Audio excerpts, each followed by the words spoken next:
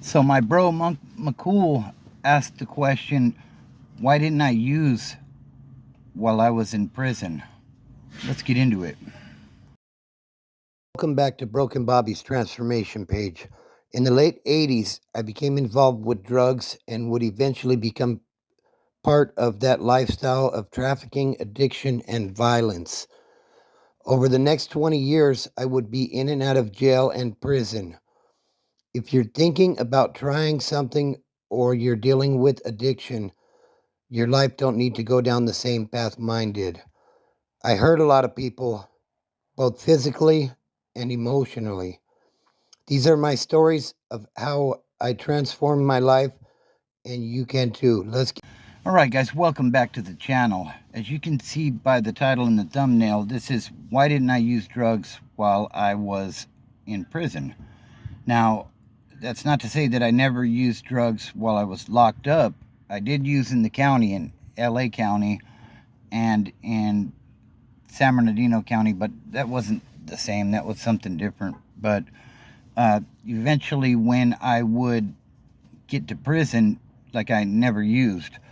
And there were a number of reasons why I didn't use in prison. And we'll get into that here shortly. If you're new to the channel, be sure to subscribe, hit that like button, drop a comment, share the video. It really helps to get the message out.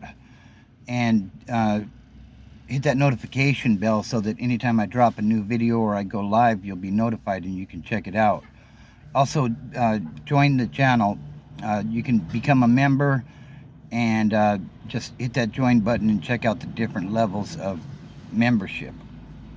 So, in LA County Jail, there was a wood that rolled up, and I always sort of had a policy of not using while I was incarcerated because I wanted to be on my toes for one thing, just because, LA County Jail in particular is a very dangerous place.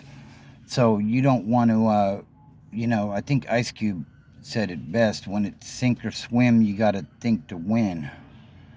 And I didn't want to be caught in a bad situation because, I was high. Like, I was never a lifer or never had like a 10-year sentence or something like that to where I felt like it was overwhelming and I wasn't going to get out. I always felt like I would get out. So that was one aspect of it. Now, the one time I did meth in LA County Jail, I had no intentions of doing it actually. There was a wood that rolled up and we were sitting there. I don't know if we were playing cards or what we were doing, but we were sitting at one of the picnic tables in the day room in LA County Supermax. And, out of the blue, he says, "Hey, do you want to get high?" And, I told him respectfully no, because, I have a really high tolerance for the stuff. I had a dealer's habit on the street, like I was moving some weight and I could pretty much do as much as I wanted to. And he said, "Well, I got an 8 ball." And I'm like, "Well, shoot that shit." And I got high. And ultimately, I would end up, uh, going to court, and I would sign to my prison deal high, coming down off of the stuff. And, it was a bad look, basically. So, uh, you know, that was the first strike right there. Then I went on to North Current State Prison to Delano and for my reception. And while in reception, before we even made it to yard, my cellie was putting me up on game on, the thing is, there weren't a lot of woods to begin with, if we're being completely honest. You know, uh, we were outnumbered 2, 3, 4 to 1 by other races. So, the thing is, I didn't want to do anything that would put me in a bad spot as far as that goes.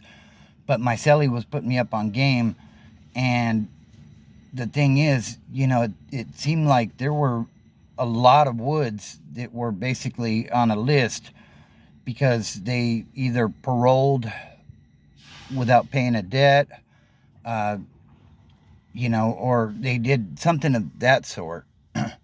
So the thing is, had that riot not kicked off, these people would have had something coming. And the thing is, a lot of stuff tends to happen in reception because stuff that don't get cleaned up in the county will get cleaned up, excuse me, when, uh, you get to prison or when you get to your first main line. So, a lot of the guys that participated in that riot with the blacks, and shout out to the blacks, uh, when they would ultimately end up in ADSEG, they would end up getting stabbed because they couldn't control their habits. So seeing that, like, it really left me thinking there ain't no way in hell I'm doing this stuff in here. And then when I would go on to my first main line, uh, there was somebody that was moving product that I was close to, and he showed me what a 50 paper looks like. What a 50 paper is, in my best estimation, probably about a dime of dope. And that's $50 in there. Okay? And, me having the habit that I had, that wasn't going to do anything for me. I'd need 2 or 3 of those basically to get going. So that didn't make sense either. So, it just kept further installing in me that this wasn't the way to go. And, it wasn't that I was any less of an addict than others. I just made some good decisions, I guess you would say, along the line there about not involving myself in that stuff because I seen what it did to people and I seen what happened to people who ran up debt. And some people would take credit for something because most of the time when you buy it in there, it's, you don't have cash in your pocket to make a purchase on the spot. So you're doing mail outs or whatever the situation may be with that. I hear they're doing like JPays or Green Dots or something now. I don't really know what's going on now, but uh, the thing is, definitely wasn't going to put that burden on my family uh, because just because I'm a jackass don't mean they need to suffer. So ultimately, yeah, that's why I didn't use, because it was too expensive. The environment was too dangerous for me to be, you know, and then why would I want to be paranoid on that stuff when there's already enough stuff to be paranoid about when you're in prison? I mean, you always got your head on a swivel. Basically, you're paying attention to what all the other groups are doing, and you're just waiting for something to happen. So, yeah, that's the reason I never used while I was incarcerated. I hope that answered the question, Monk, and I appreciate the question. Uh, the thing is, family, fitness, and freedom, these are the things that allowed me to get my life back together, and they can help you too. Remember, it's just about building a strong foundation around you of people that are like minded. That's the ultimate, basically. The company you keep is who you are, basically. So, uh, I hope that answered the question. I hope everybody's week is off to a great start. I'm getting ready to start work right now. And, you know, just keep pushing forward. If you're new to sobriety, welcome. You can do this. If I could do it, you could do it. I never thought I would get sober.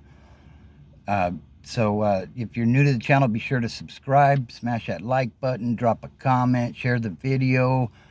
And, I want to know what you guys think. And if you are clean, how did you get clean? Drop a comment on that. I'd love to hear your story.